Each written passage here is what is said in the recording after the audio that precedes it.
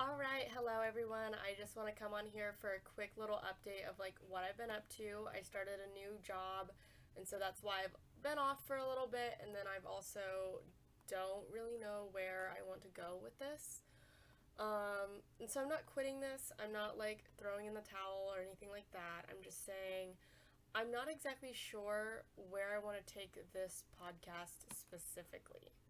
And by that, I guess I mean, do I want to work really hard to bring on guests? Do I want to write better scripts? What do I want to cover?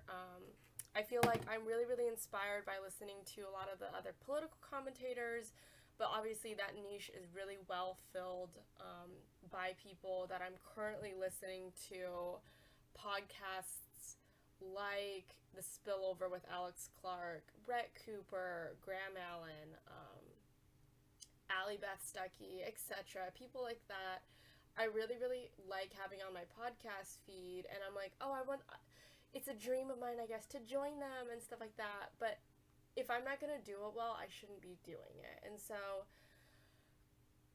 I need to lean into the gun thing a lot more. It's just a matter of being able to find the content that works really, really well for this. So I just wanted to come on here and say the podcast is not dead. I really, really appreciate everyone who has ever, hit that subscribe button, hit that 5-star button, even listen to one of my episodes. I really, really appreciate this. I'm just trying to figure out ways to make this better. And then I think part of it also has been working in Washington State is really, really tough when it comes to morale, right? And that's something that we're all really struggling with, I think, here, and in any state that has anti 2A gun laws, is that we are at this point of watching all these lawsuits not really go over too well. I know that there's another hearing on the 27th of last month, I think, like the 23rd, somewhere around then, and unfortunately the judge ruled that still no harm had been done, so they're kind of back at, I wouldn't say square one, because they brought in more plaintiffs and they brought in more people and they're working on their argument, but it's not where you want it to be. So that's unfortunate, and we hope to see movement.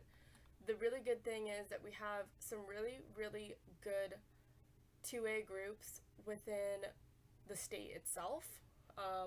Second Amendment Foundation and Silent Majority Foundation are both based here in Washington State, which really, really puts a lot more of their skin in the game. Not that FPC doesn't care about this, but when it's happening in your home state where you live and it affects the way that you purchase and buy guns, I think it really hits harder for everyone who are on those boards and working for those foundations. So I hope to see, I'm really, really happy about, about all the support and everyone that I've talked to recently, just kind of keeping the morale high and saying, for now, we have these awesome lever guns. Let's learn about lever guns. Let's learn about revolvers. Let's learn, upgrade your Glock. Let's do this. This is fun. And in the interim, we can still fight. We're still putting money towards these foundations, but we are going to have a good time when we're not, even though we don't have these, but we're still going to fight and advocate for them. So I think that's kind of been our goal recently in the industry, is to say there's still awesome things that we can do and that we can accomplish even without having AR-15s. Again, I've upped my donations to these foundations. Definitely consider doing that, please. If it's not, because here's the thing, say you live in Nebraska and you're like, oh, this is never gonna happen, we're so red, it's not even funny, we're tomato status over here, I don't know, whatever you want to say. Every single time one of these 2A things goes through, this gives more and more precedent. A lot of the reason why Washington's gun laws did go through was because of Illinois and California.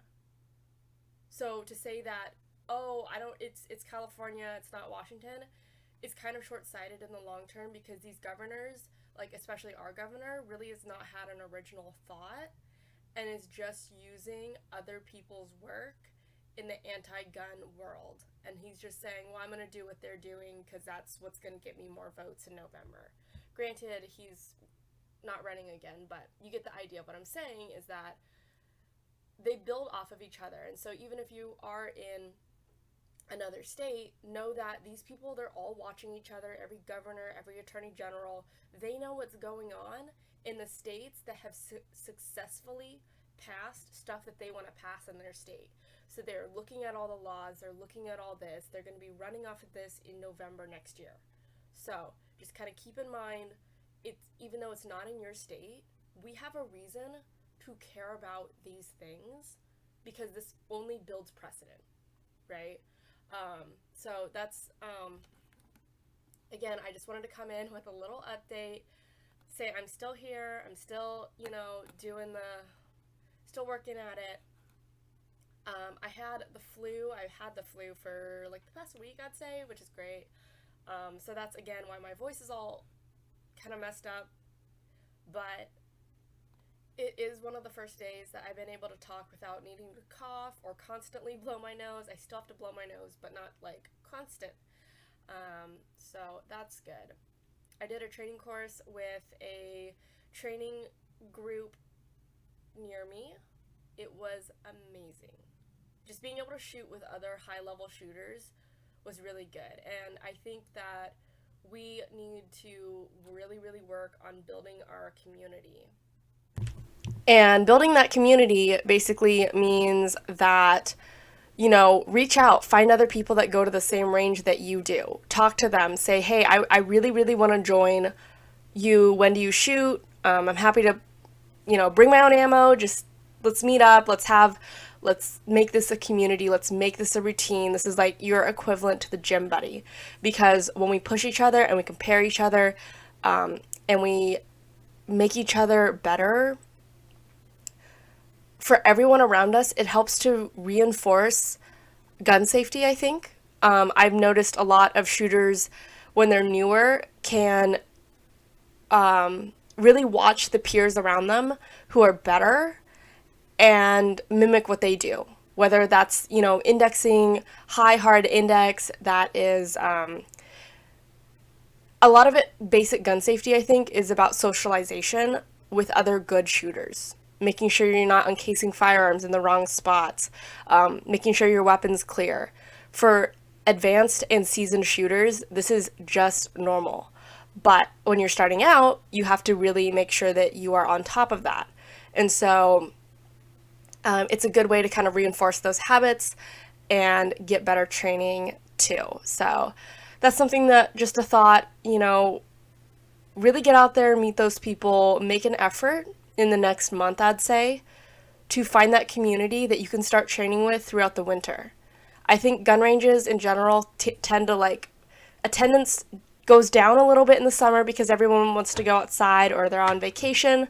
But when winter comes around, it's a great activity so that you can get something set up now so that you're not scrambling when September comes around, weather starts getting colder, and you just need something to do in the evenings. So think about it.